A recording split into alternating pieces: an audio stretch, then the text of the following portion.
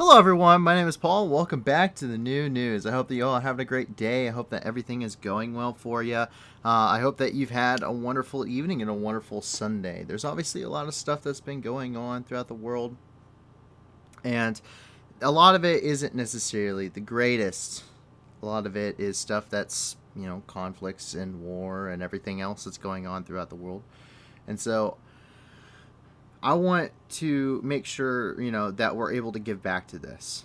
And that's kind of the whole point of this project. We're never going to be doing super chats or anything. In fact, we're always going to be focused on nothing but fundraisers. So please check out the description of the videos below.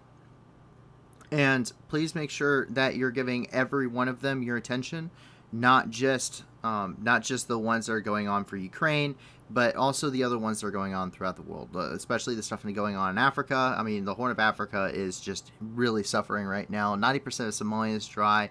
You're talking about millions of people that are already either suffering from everywhere from acute to pretty severe and life-threatening malnutrition. Pretty severe overall. But luckily, you guys have made this an awesome community, and you guys are able to help. So please make sure to check out those organizations. Please make sure to give them your support. If you can't give a lot, give a little. If you can't give anything at all, give us a like and subscribe. Tell your friends about us. The more people that are here, the more people that get to enjoy the way that we do the news. But also, overall, the more people that are most importantly able to be here and help out. So I got a little bit of an announcement to make. So we've been reaching out to a bunch of organizations, of course, and trying to find out more information on how we can better report. So we were hopefully going to be hearing back from them soon. So we're trying to improve on the way that we are able to report to you. None of us on the team are professional journalists, as I'm sure you can tell. But we are all really driven by wanting to do this. So we're trying to find more ways and get better vetting for you guys, and become, do this just a little bit more professionally. And then also we will be releasing a website. It's going to have a lot of the same information that we already have, but that is something that I've been spending a lot of my day working on today, is working on getting that website. And right now I'm just kind of waiting on the domain to get registered, but that is where you're going to be able to find a lot of the donation links. You'll find out what we do, who all's on the team, all of that fun stuff. And as we grow and as we expand, a lot of stuff's going to get posted onto that website. We've gotten a lot of requests in order to have people, hey, can we take a look at your maps and everything else? Yes, I do remember, everyone asking me. I have said, hey, yeah, as soon as we find out a way to do this, that doesn't disclose our sources, we will be putting, the maps and everything else that we have that for public release onto the website once it's been released and once everything is working and all the bugs are worked out. So I hope that you guys will enjoy that in another way to kind of share the platform there. So I will make an announcement on our Discord when all of that is up and running and ready to go, and make sure the link is out there for you guys. But another thing that we're still working on is making sure for our European viewers, those that I know this is kind of an awkward time for you. Unfortunately, due to my work schedule and the work schedule of everyone else here, we just don't really have the ability to do a different time frame. For a lot of people, I work full time, and that means I work at least from 8 to 5 every single day. So with that, there's really no other time for me to be able to do it other than making sure this starts at 10 p.m.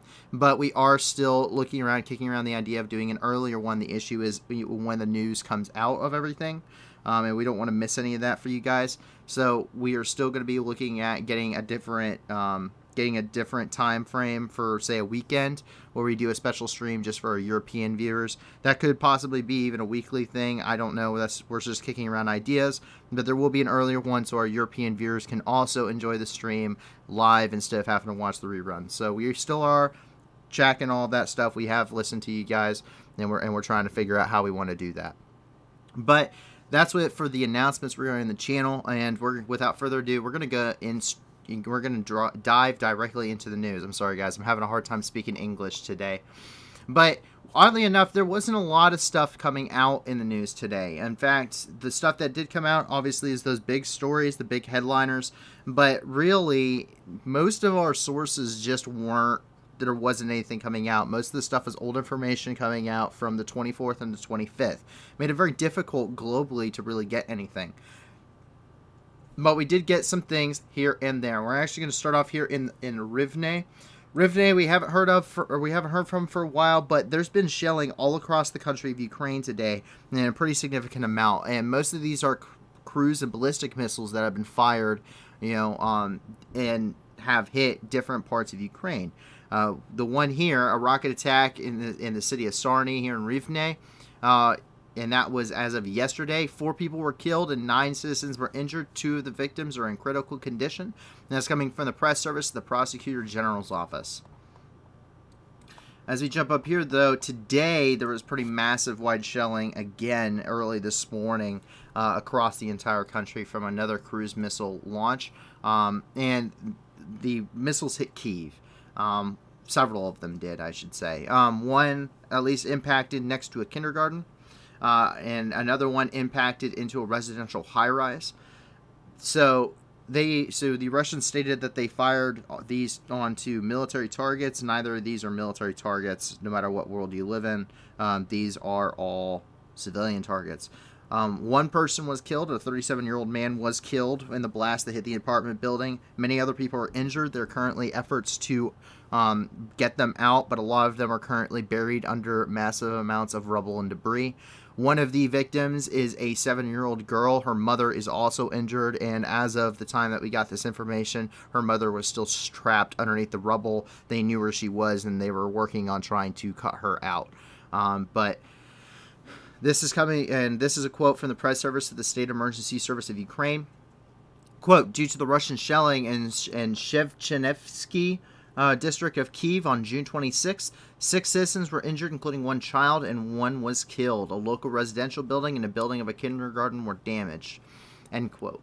And we can see that here. So Kyiv has been relatively quiet to the point that people are actually coming back. But the fact is that the country is still at war, and Russia still has the capability of hitting these locations. But we can see here, this is from the Ministry of Foreign Affairs, and this is the kindergarten that was hit.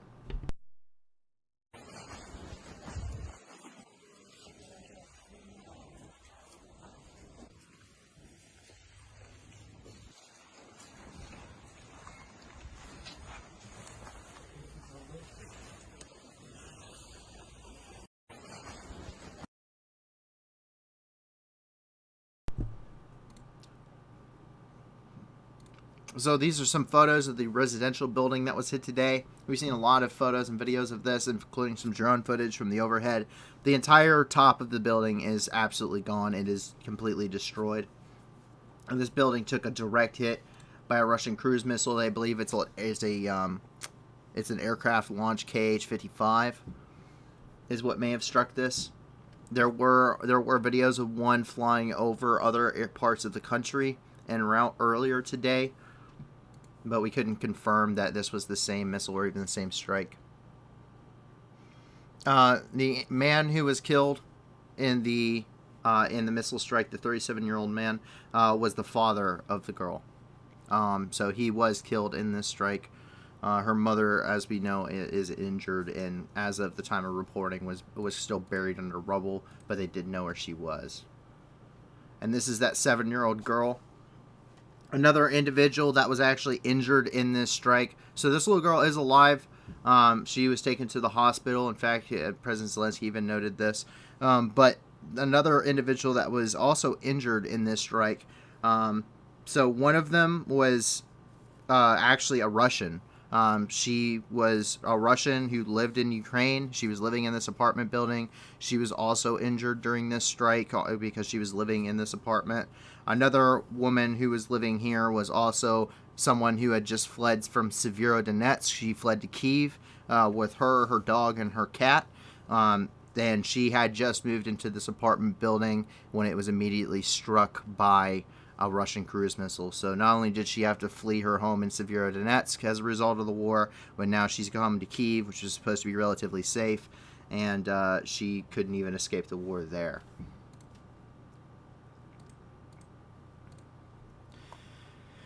But, sorry guys, on a little bit of a lighter note here, today is the National Crimean Tatar Flag Day. So the Tatars are a native people of Crimea. This is their flag. It's kind of similar to the Ukrainian flag. We have a couple pictures here. So this is the celebration this celebration announcement from the U.S. Embassy in Kyiv. And the thing about this is it's the blue and yellow, right? Still got the trident. This is the Tatar, so this is from the Defense Intelligence Ministry, I believe. And then this one's from the General Staff. And so what this is, so here's the thing with Crimea. Crimea was annexed essentially under the Russians back in 2014. Now, under the United Nations Charter, the nations maintain their territorial integrity based off of the boundaries that were established once they joined the United Nations. So, what this means is that Crimea is still, in the international eyes, part of Ukraine. It is currently considered occupied territory, and that is why Ukraine does not like it when people say this territory has been annexed. They like to say it has been occupied, because under international law and the UN Charter, that is the case.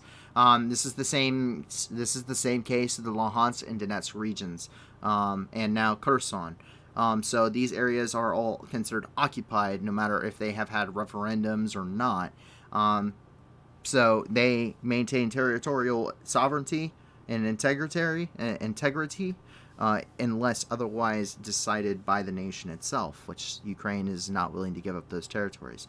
As such, they still recognize and they still celebrate the flag of the Crimean Tatar people. It's celebrated every year on the 26th. So, pretty cool. And as we come down here, the shelling continues as Cherkasy Oblast actually received some shelling. So, due to the Russian shelling of the I seem to have misquoted this one. Sorry, guys. So, Cherkasy did receive shelling today. I just pulled from the wrong source when I was doing this, so I apologize for that, people. But Cherkasy received shelling as well under the Russians, and we were hearing of this all day long. So, basically, Cherkasy, Rivne, Kharkiv, two separate points in Kharkiv, and also down here in the Dnipro Oblast, were all receiving shelling. And that's why when we jump over here to Kharkiv, another damn bombardment due to the Russian shelling in the Kharkiv and in the region. On June 26th, the first one citizen was killed and 7 were injured. Residential buildings were damaged, and local outbuildings, garages, and cars were on fire. And this is all coming from Ole Shnubov, the head of Kharkiv Regional Military Administration. So, and thank you. So going back to Cherkasy, so I have this title as Cherkasy receives shelling due to the Russian shelling in Cherkasy region on June 26. Sorry, I'll start this over. Quote. Due to Russian shelling in Cherkasy region on June 26, 1 railway worker was killed, 5 citizens were injured, an infrastructure object was damaged. And that's coming from Ihor Taburets, the head of the Cherkasy Regional Military Administration. I'm sorry about that, guys.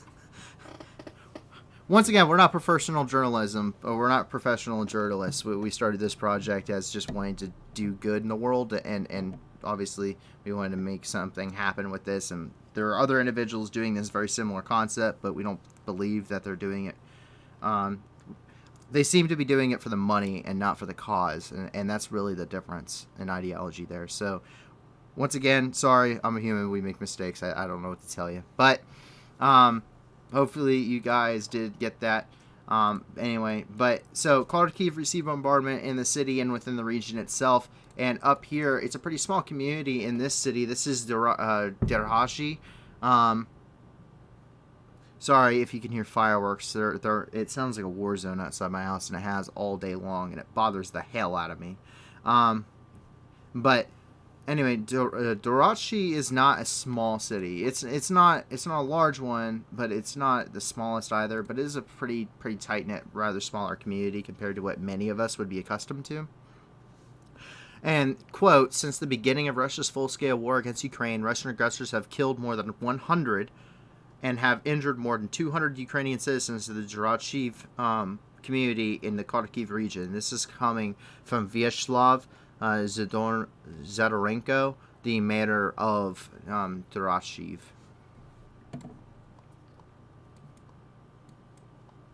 Jump down here to Izium, though. And we have actually something pretty interesting. So, if you go up here, I believe this is the one. Yes. So, I'm going to move this marker over here specifically for this reason of we know where this is at. This is the Ukrainian secondary school number 2 in Izium, and it was being used as a Russian command post, believe it or not. So, I know. Believe it or not. So Russians are always accusing, the Ukrainians, they're also bombing schools and everything else. Don't use them as command posts. We wouldn't have to bomb a school if it wasn't a command post. But it's okay, though, because Ukraine did hit this command post with HIMARS. In fact, the Russians just got a very, very nice up-close front row show of an exhibition as to how the HIMARS, how effective they are. And let me tell you, they're effective. We actually have the video here. So this came out as of yesterday. However, we couldn't confirm exactly where this was at, unlike the other location we showed yesterday regarding this as well. But now we know this has been geolocated to the secondary school number 2 here in Izium as of today. And so we can finally report on it now that we have enough information to, supporting information to say that this is, generally speaking, pretty confident that this is the case. So let's go ahead and take a look, and you can see the immense destruction going on here. Just take a look.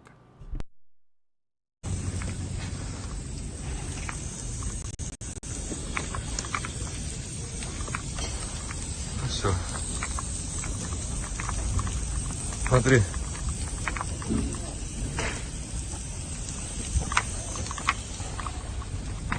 Там граната, блядь. Ну открой, заведется, блядь, стопудово. Думаешь? Не думаю, а уверен, блядь.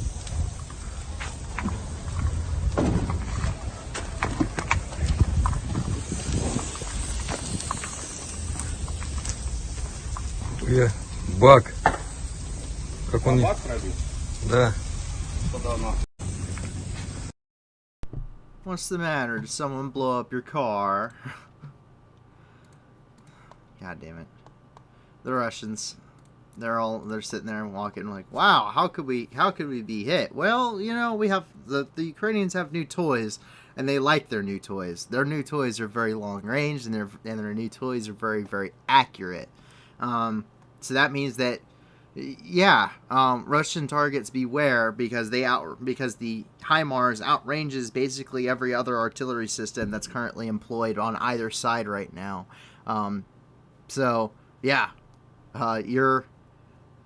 You're pretty screwed, guys. As long as the Ukrainians can pinpoint their location, the Ukrainians can essentially hit them now. Here in Severodonetsk, 90% of the city has been destroyed. And, quote, the Russian troops have destroyed approximately 90% of Severodonetsk and the Luhansk region. Evacuation from the city is currently possible only through the occupied territories. And that's according to Sergei Haida, the head of the Luhansk Regional Military Administration. Now, Luhansk is under a pretty significant amount of pressure militarily at this point. Severodonetsk has fallen. Lysychansk, we don't believe, has fallen at this point. We think that they're still on opposing sides of the Seversky Donetsk River, which runs right here between the two cities. However, there are 9 axes of advance, and we're hearing that this pocket here on the eastern side is really starting to probably close up and is feeling a lot of heat as they try to shore up their lines here.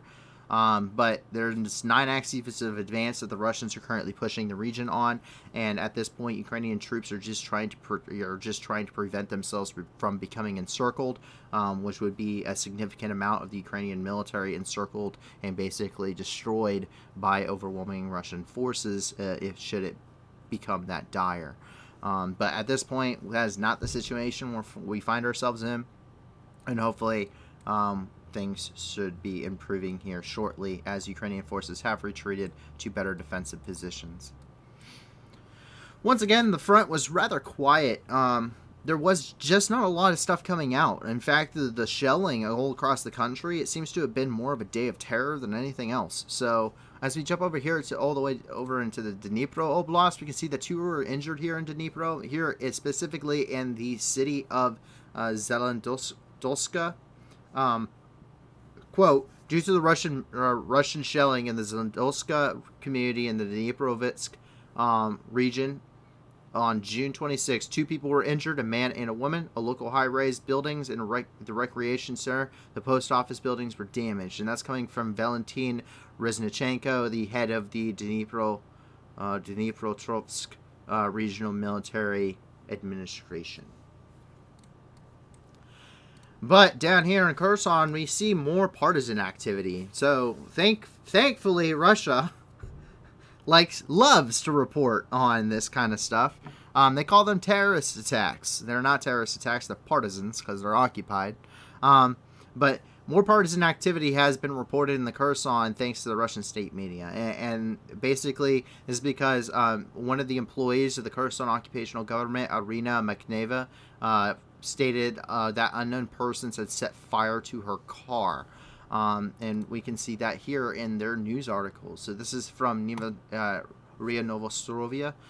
This is a Russian state-run media outlet, and Kherson authorities called arson on the official's car a terrorist attack. So specifically, this is the city building of Kova.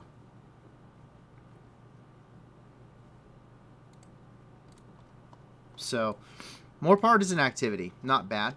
But that actually wraps up everything inside of Ukraine. So, yeah, just not a lot. The shelling that was taking place all over the country really kind of overshadowed anything happening on the front lines. It's been a very quiet day overall, internationally as well. But we do have a couple of things, a couple of which deal with the war ongoing in Ukraine. So jumping right into that, we actually jump up here to Gomel, which is actually something coming from the Russian intelligence ministry. So this is the fact that that officials reportedly in Gomel, Belarus, have been told by the Russian Federation to expect more Russian forces once again in their city. Earlier in the war, the city of Gomel was a pretty major logistical area for the Russians. It was a very key crossroads and railway junction for them to continue pushing forces up into the northwestern part of the country. And this is mainly one of their staging points here in the country as well. There's been a lot of talk of false flag operations that could be occurring inside of Belarus, specifically by special operations forces such as the GRU and the FSB. That would basically give justification under the pretenses it would be called a false flag operation, essentially, quote unquote. And what this would be is they would target civilian infrastructure, say that the Ukrainians did it, and that would give justification for Belarus to enter the war. This really shows you the exacerbated problems that Russia is facing manpower-wise, and they need to pull attention off of one front lines and pull it into two. However, Zelensky himself even, spoke in an address today to the Belarusians, saying they do not want to come here and die in this war. It's even more kinetic than it was when it started, and they should remember what happened only a couple months ago when they had to watch Russian troops clamber back across the border. So this is the official report coming from the Ukrainian Ministry of Defense, specifically their Defense Intelligence Ministry sector, and that's what we see here. Russia increases military presence in Belarus. The leadership of institutions and organizations in the Gomel region are warned about the likelihood of return of units to the armed forces of the Russian Federation. At the same time, the Russians plan to increase the number of operational tactical aviations on the territory of Belarus, officially to conduct joint air patrols within the framework of the Joint Training and Combat Center for the Training of Aviation Units and Air Defense Units. To do this, it is a plan to fly over 10 aircraft to Baronovichi Airfield. Also, since June 22nd, mobilizations exercises have been underway on the territory of Gomel region. Instead of the combat training with reservists announced earlier by the Belarusian media is not held, the reservists themselves are now used for economic work. Jump over here into Germany, and this is where the G Summit occurred. So the G7 Summit occurred today, and there's a couple of conclusions and multiple major developments that came out of this. The two biggest ones are the fact that the G7 nations agreed to continue to impose additional sanctions onto Russia and to continue to support Ukraine indefinitely. They also have stated that and the major import that they will be cutting off at this point is going to be Russian gold. They also agreed to a multilateral infrastructure project to improve the infrastructure of all G7 nations and across Europe and North America to improve and kind of shore up their shortcomings in the logistical infrastructure of those countries and to help kind of tame the global logistics issues that have affected everywhere since really the last couple of years, and the war in Ukraine has not improved this whatsoever. But we can see this here, and this was the G7 meeting. There are some pretty funny moments at the beginning of the meeting before they took a photo. They're kind of making fun of Putin, actually. They're like, should we, shirts on or shirts off? Do we need to get a bear in here and show off our pecs or something? It was pretty funny. Is it the professional way of doing things? No, but, honestly, on Russian media and Russian sources, they have done nothing but say, is this the professional way to act? Come on, guys. Like, is it professional for Putin to actually have a photo of him, of his bare-chested riding a bear? Like, no, that's not what a president does. Sure, it looks cool, whatever. But no, that's not the thing. That's not a thing. So, but these guys, they're over here joking about it because obviously Putin's kind of, to say this is basically the new Cold War all over again. But if I was in any of these leaders' positions, I'd be stressed out of my mind, and to relieve some of that stress by joking about it is probably a pretty good coping mechanism. And that leads us down here into the Middle East, where we see right here on the border between Iraq and Syria, where the Islamic State ended up killing PKK officials. Specifically, an Islamic State shot at a PKK car in the village of Al-Agna in the Ribia district in northeastern Hasaki, which, as a result, the Islamists, 4 of the members of the Kurdish formations were killed and 3 were injured. This includes the death of 4 security officials and injured 7 others. So the attacker traveled on motorcycle and was able to escape the scene of the incident. Why shouldn't it? So in response to so here's the Islamic State announcement regarding this. But in response to the G7 summit, Buttermonger 2000 says, "Why shouldn't it be what a president does?" Maybe you have a point. I'd probably be pretty impressed if if a president, rode a bear and showed off his photoshopped on 6-pack of abs, because that man's pushing, man's pushing about 75 now. And I know he was KGB, but there's no way, man. Come on, like, it's a meme. That's all it is. It's just a meme. Like, I can't take you seriously if you're gonna do something like that. That just shows overwhelmingly stupid extravagance. And really, a leader is normally really humble. Like, a good leader is usually pretty humble in general. So, at least any of them that I have met have been very humble, and just really down to earth, and not really riding a bear or riding a bald eagle while shooting machine guns off the hips and all of that fun stuff. Like, I've never, it's not the loud ones, the ones that are loud and raise their voice usually are pretty terrible in their leadership. It's the ones that are quiet, cool, calm, collected. The ones that are, very one-on-one, very personal, that are really the ones. Leadership is not making someone do something for you. Leadership is making someone want to do something for you, and that is a very distinct difference. So that's why it's not the thing a president should do. in my opinion. This is over in Bashika province, where once again rockets were fired at Turkish armed forces. Unidentified people did fire these. We don't know who they were. There are several contenders for this, but they fired them in the direction of the Turkish armed forces out of Bashika district. According to preliminary data, all military casualties and destruction were avoided. Local security officials did discover the launchers near Mosul. It's literally just some tubes, guys. That's all it is. Anyone could build these. That doesn't mean build them, by the way. That just means that this is what it is. They will literally build these things on the back of trucks. This is exactly what they used to shoot at the embassy. They put like 6 of these together on the back of a Toyota Hilux, and they would just drive the Hilux until it was aiming at the embassy and light them off right next to the Tigris River. So, pretty common. But sounds like there weren't any casualties. They're not generally all that accurate. It's really just trial and error. As we move down here into Najaf, this is in the southern part of Iraq. Very strong dust storms are causing dozens of residents in Najaf to have to go to the hospital due to asthma attacks. Iraq has been pretty much witnessing the 7 plagues. They have had, of course you had COVID-19, which was a problem, and that was a global problem. Now I'm pretty sure they have monkeypox there too. There's also you have famine, you have conflict and war, you have an immense drought that's drying up the 2 largest rivers that run in this region, the Tigris and the Euphrates. And then you also have immense dust storms that have blanketed the country pretty much repeatedly since we started the channel. So they're just not having a fun time in Iraq. Just take a look at this.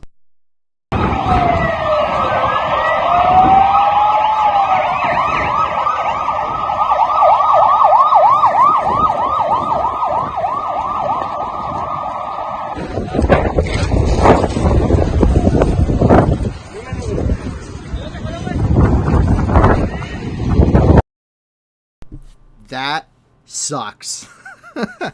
I've gone through a sandstorm or two, both when I was in Twin Palms, which is out of the Mojave Desert, but more so when I was in Syria. Now the only thing that could about make this worse is if it started raining, because when that happens, now you have a sandstorm and then it starts to rain. It starts to rain mud, and it gets into and onto everything, and there's no way to get it off. You have to wait for it to be over, and then you have to sit there with basically a hammer and a chisel once this stuff dries and literally bust it off of everything that you have it on. It was miserable. Absolutely miserable, because it was usually very cold too. But it's not really the season for that. The wet season is usually in the wintertime and in the early spring, but not. But yeah, so that's about the only thing that can make this worse. Sandstorms suck. I really hope to never have to live through another one. That really just, you can't breathe, you can't look, like it's just sand and everything over everything. It's in the house, it's in it's in your bed, it's in your clothes, it's in everything. It just sucks. So, and it's really bad if you already have things like asthma, like what's happening here. Like it's terrible. There's no escape from it. There's no real help that anyone can give you until it just kind of clears up. We jump over here into Colombia, where 4 people were confirmed dead after the stadium collapsed in Tolima during a bullfight on Sunday. This is according, no official cause of the collapse has been given, but Mayor Espanol Juan Carlos Tomeo said in a statement that they have already begun investigating the causes of what happened. About 30 people are seriously injured, but 4 people unfortunately did lose their lives. We do have a video of the stadium collapse, so we can go ahead and take a look at that here.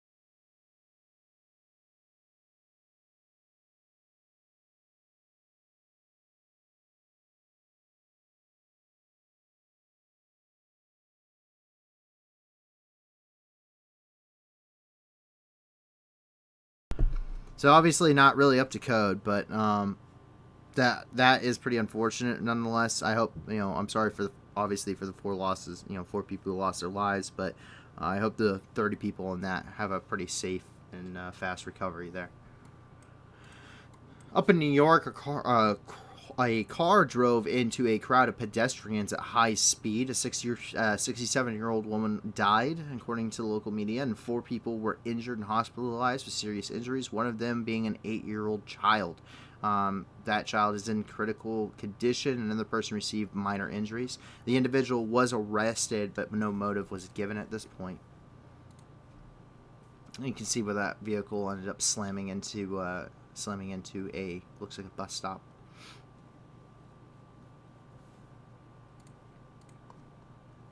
And now we move on to the nice part of the news, the interesting stuff. And can gasoline be replaced with urine?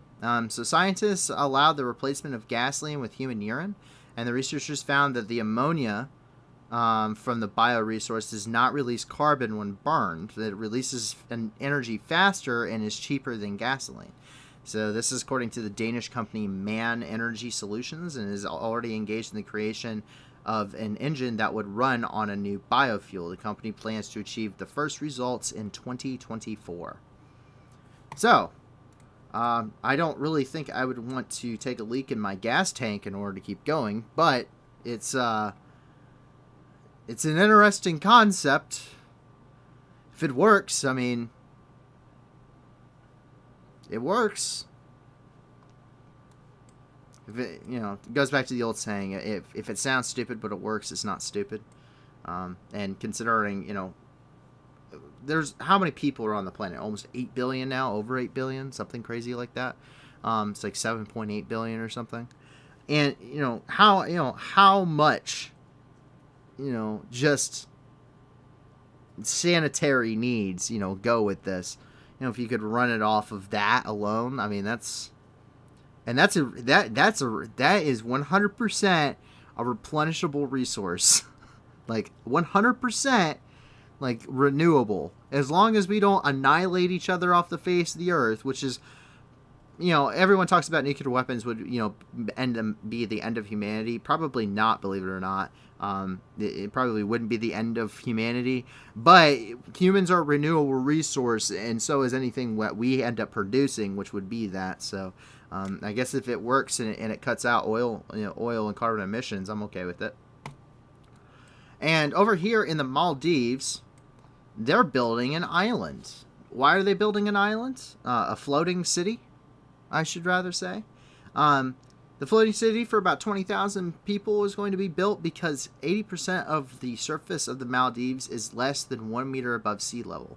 Meaning that as the oceans continue to rise, as we slowly but surely melt the polar ice caps, the Maldives will essentially be completely underwater. It's a very significant threat to them, as well as a lot of island nations in the South Pacific.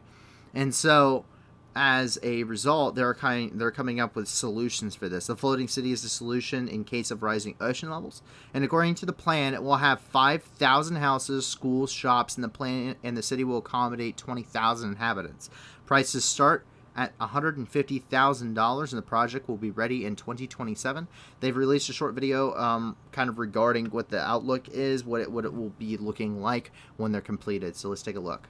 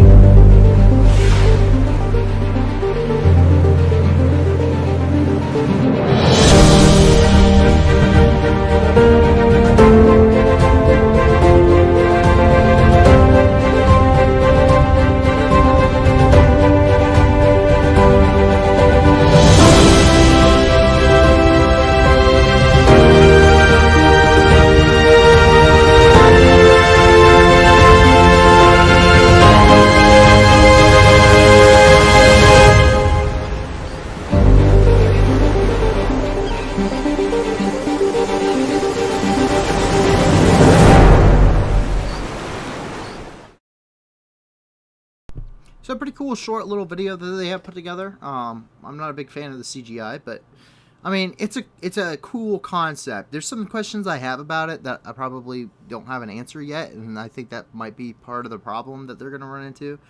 Like if you're gonna have a floating city and the whole island's gonna be underwater, what do you anchor it to? Like how do you anchor an entire city realistically? I'm sure it can be done. Like how do you ensure that? And also, population growth and all that stuff. That's still a thing, even though the global population's on the decline.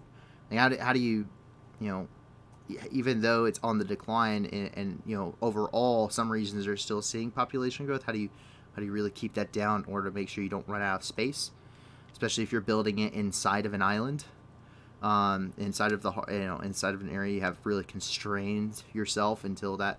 Also, it's a floating city. You need a port, and sure, the whole thing could be a port, but how are big ships going to dock there and be protected from the elements and all of that? Because most harbors and breakwaters and things like that, they just aren't possible if everything's underwater. So a lot of questions I have about that, but I'm sure there are some very smart engineers that are focusing on this kind of a project.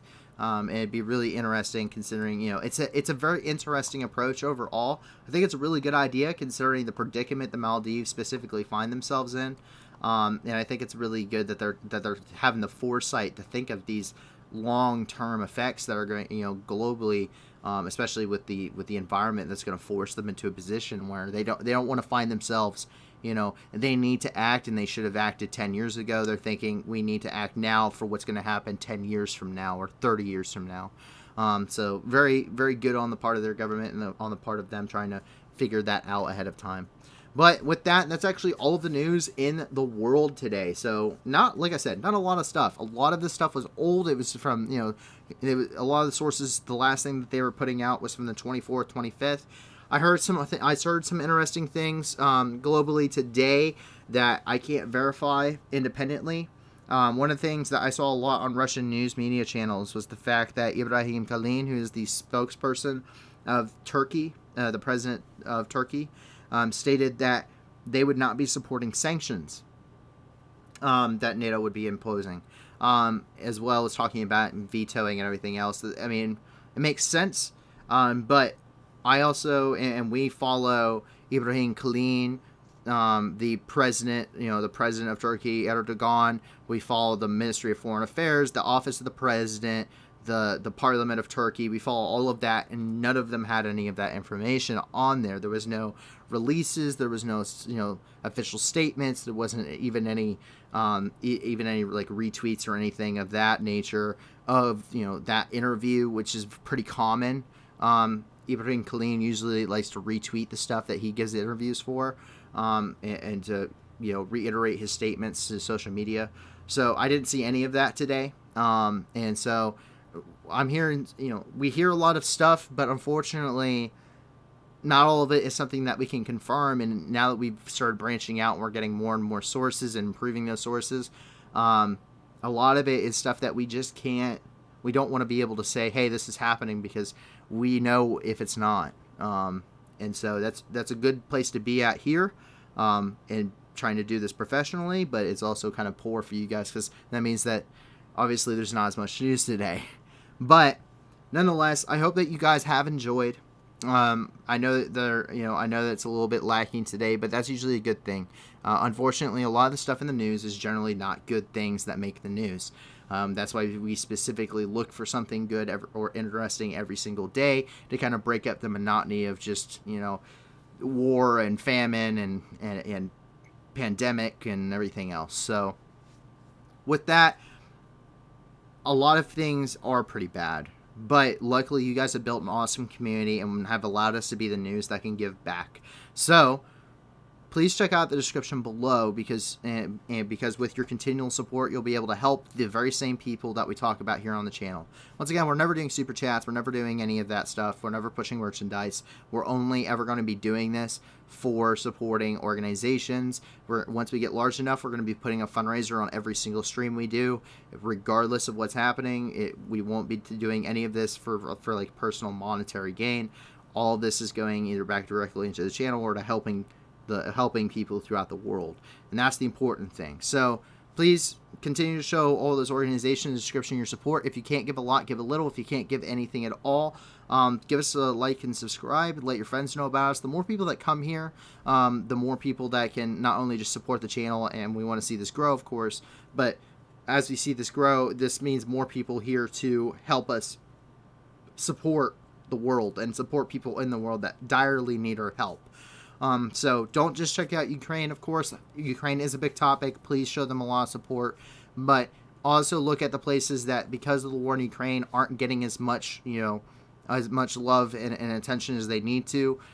Because, the war in Ukraine has really overshadowed all of the other humanitarian efforts ongoing in the world, where millions of people do need our help. If you have any more places to give donations to, please join us on our Discord. The link is also in the description, and let staff member know. We would love to get more. We're always looking for more. We're always willing to see what you guys can send us, because the more that we get, the more we can add to this list, and keep helping people globally, especially if you have ones for locations that we currently don't. So please be sure to check it out.